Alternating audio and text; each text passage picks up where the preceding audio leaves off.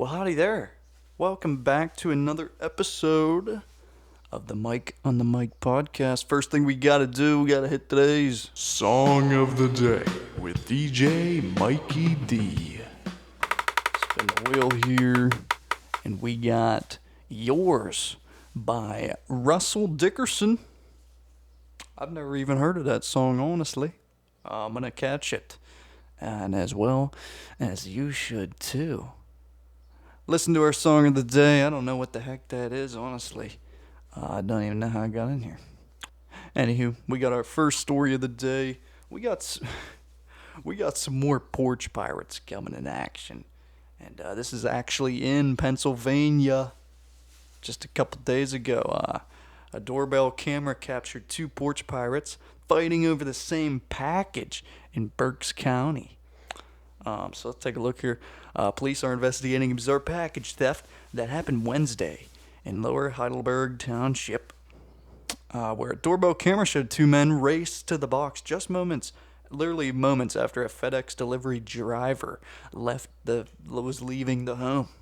I actually saw the video, and he immediately, the FedEx guys, they go up to it, drop the package off, do their whole picture shebang, or scan it or whatever to make sure to tell it that it's delivered. And as he was walking back to the truck, two guys just come pouring out. One with a knife too. It was freaking insane. Two men spring from separate cars on the street outside the house and rush to get the package. One of the men leaps over a hedge and the other is able to grab the box first. After a brief tussle, they kind of got a little handsy there. The empty-handed man scoops up a flower pot to defend himself because the one guy had a knife or something in his hand, which is, dude, that's just so weird. And Kevin Laura, the man who posted the video on Facebook, I'm guessing the owner of the house, said the package that was stolen had cell phones that he ordered from AT&T, so it's actually a big take here. Phones aren't that expensive these days, man. He said the poor FedEx driver looked scared. Yeah, he didn't even do anything. He just ran back to that car. Which is the smart thing to do. Especially if, just from seeing the video, I thought it was a knife. I don't know what it was, but it seemed like a knife to me. So I don't know. He says not really worried about the phones, which is a good thing, he says here. But what if the guys would have hurt one of my family members? The owner of the house says, is this really what the world has come to? Also, how did they find out these phones were being delivered? Something's fishy going on here. So, in cases like this, I don't think that they know it's a phone. I think they literally just try and steal anything. That's the issue here. I don't think they knew it was phones. But maybe they did because there's two Porch-Pirates going after this thing.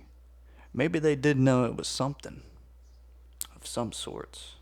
To have these two scumbags come into our community and get into a potentially deadly altercation over stealing a package is unbelievable, and I really look forward to catching and apprehending these guys because I want to make an example of them, says the police chief, Chris Stouch over there. Police said doorbell cameras are helpful in package theft investigations, but they often don't provide clear enough footage to identify the suspects, and I think one of them actually wore a mask, so that's a little bit tougher too. In the incident on Wednesday, the man who escaped with the package appeared to be wearing a mask. I just said that, but now I'm reading it.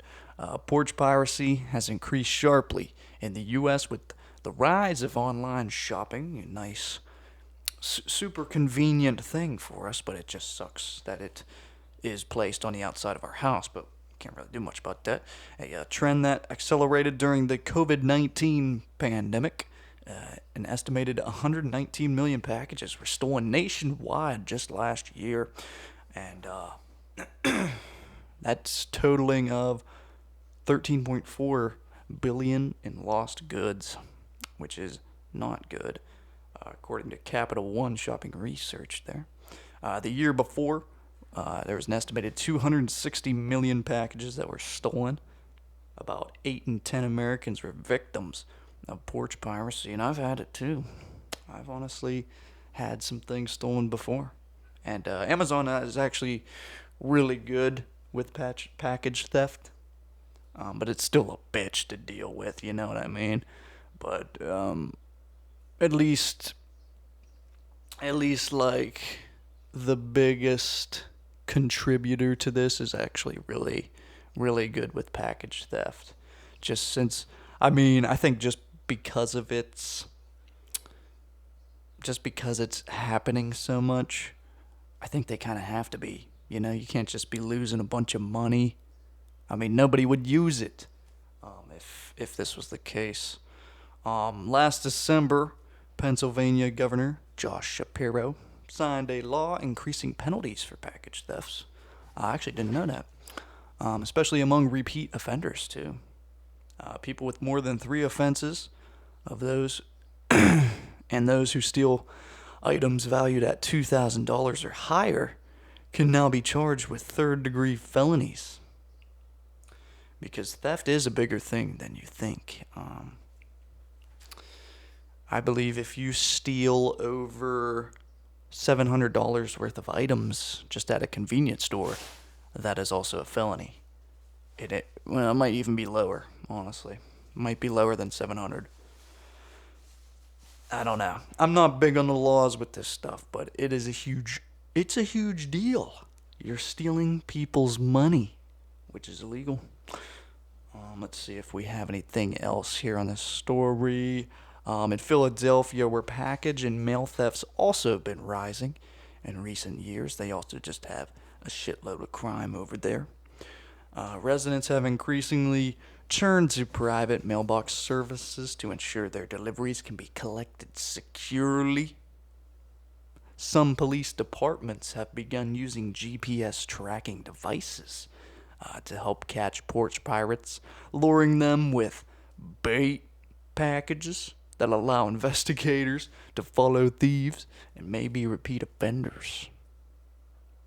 There's a dude on YouTube too, I know his first name is Mark. Mark something. And he does videos like this where to catch the porch-pirates in the act, he made this device. I cannot remember his name. You would probably know. I mean, it's a pretty big deal. I've seen it on Facebook and stuff too. It's pretty popular. But he makes these devices and it catches them because he has phones encased in there, and they know to record once they open this package. And it has a huge glitter bomb and everything. We need more of that. And I think that's actually what they're kind of talking. But they're like dummy packages, and they're catching these people that do this, which is pretty sweet. But yeah, I mean, that's really the story, 2 guys just trying to go after this thing. There is a video too. I know I'm able to record audio from my computer now, but I do not have that set up at the moment, so I can't really play the video and let you guys listen to it. But I mean, eventually down the road, I'll get that set up. But yeah, that was the first story of the day.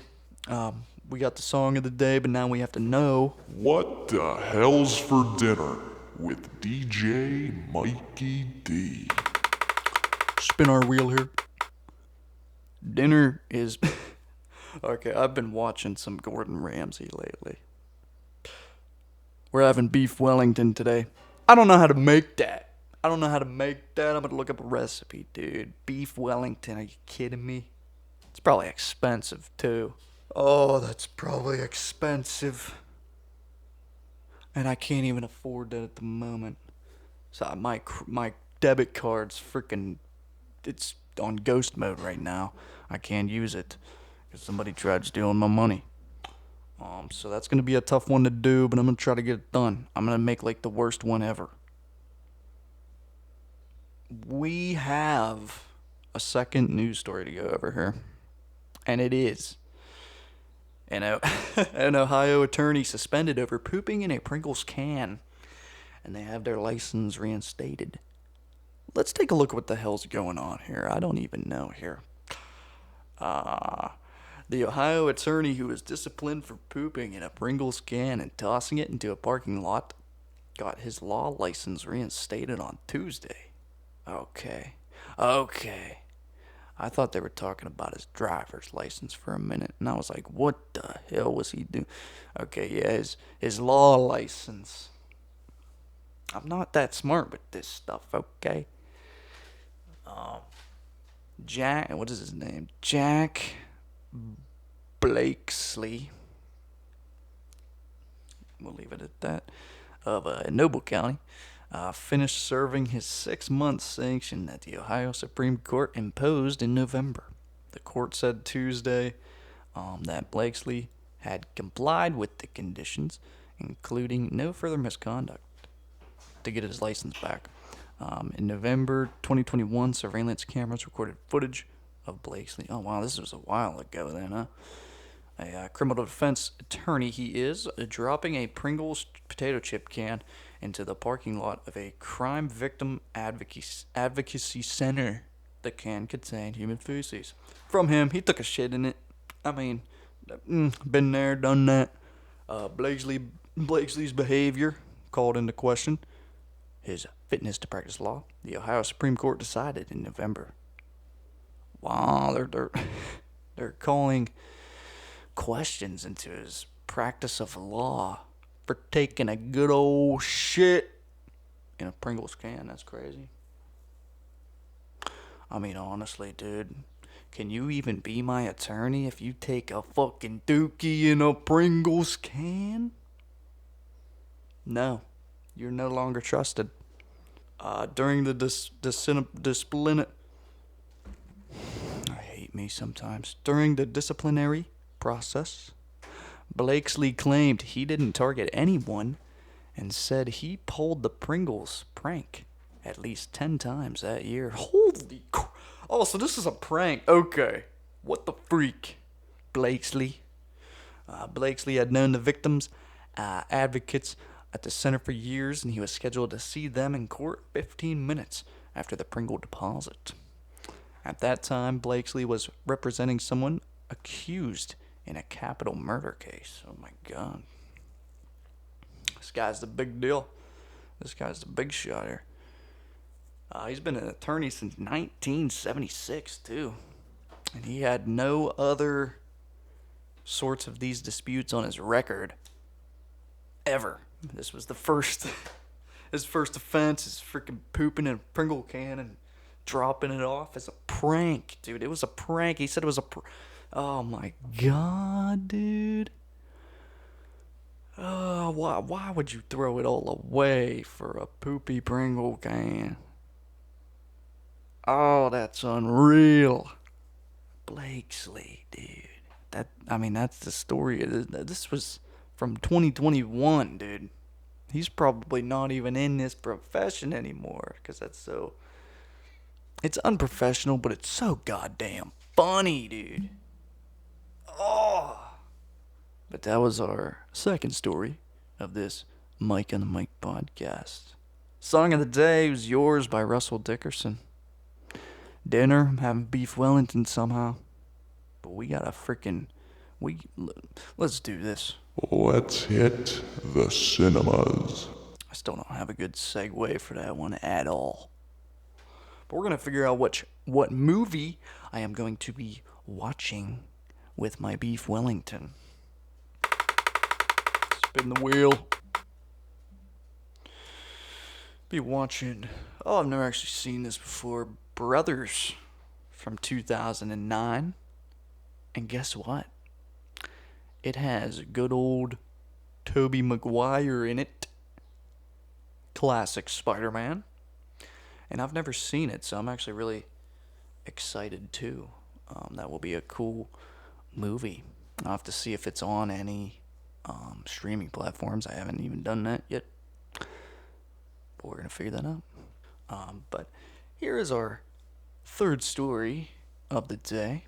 Let's take a look at the line here. It was a Fish fan who ripped the first bong ever at the Sphere, and he is permanently banned from that venue.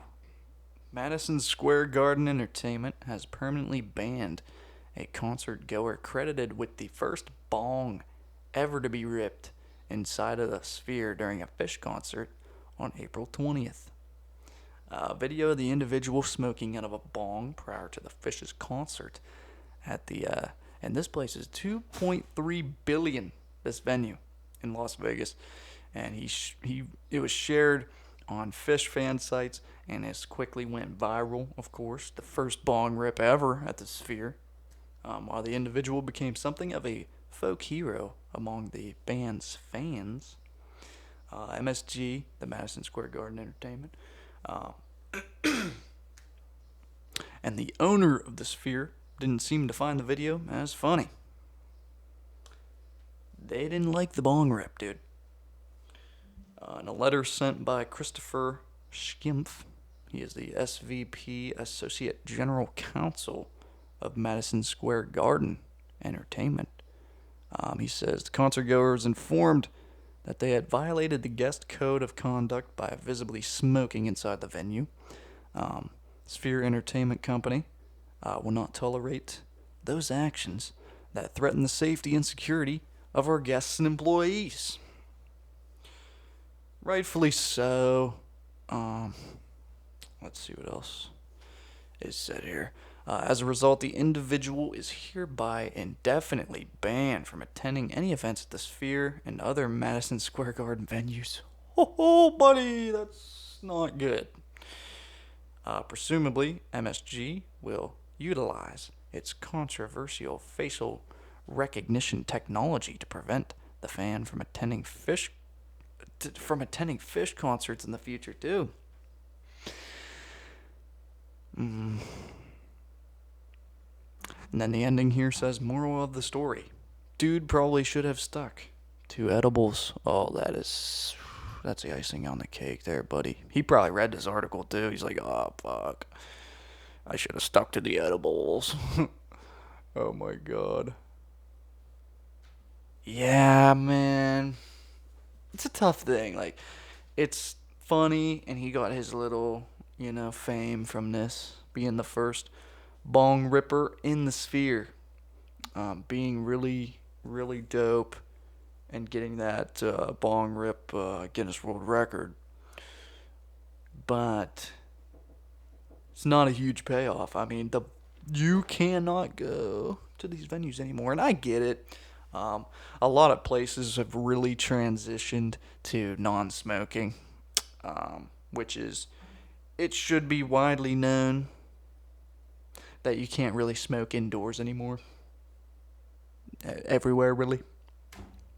Because some people, me included, have some shitty lungs.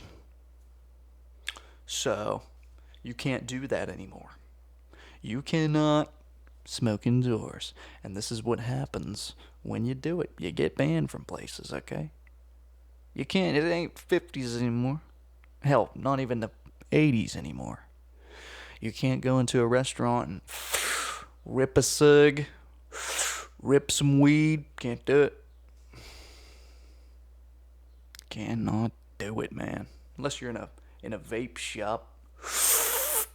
In the vape lounge. Oh yeah, man. Anyway, I'm off deep end right now. But yeah, this Fish fan is, he cannot go to a Fish concert. He cannot go to any Madison Square Garden entertainment anywhere. Can't go to the Sphere. Can't go to freaking Madison Square Garden. Can't go, I don't know any more freaking venues that they have, but can't go there. I imagine they have a lot in New York. So good luck going to New York, buddy. Dick. Alright, that was the final story of the day. I'm gonna end this thing. Because I'm just like so tired. I'm just kind of rambling at this point. But I hope you take it easy on this fantastic Friday. Kind of zoned out a second. Hope you have a fantastic rest of your Friday. And just stay cool, really. And I'll see you next week on the Mike on the Mic podcast. Take it easy.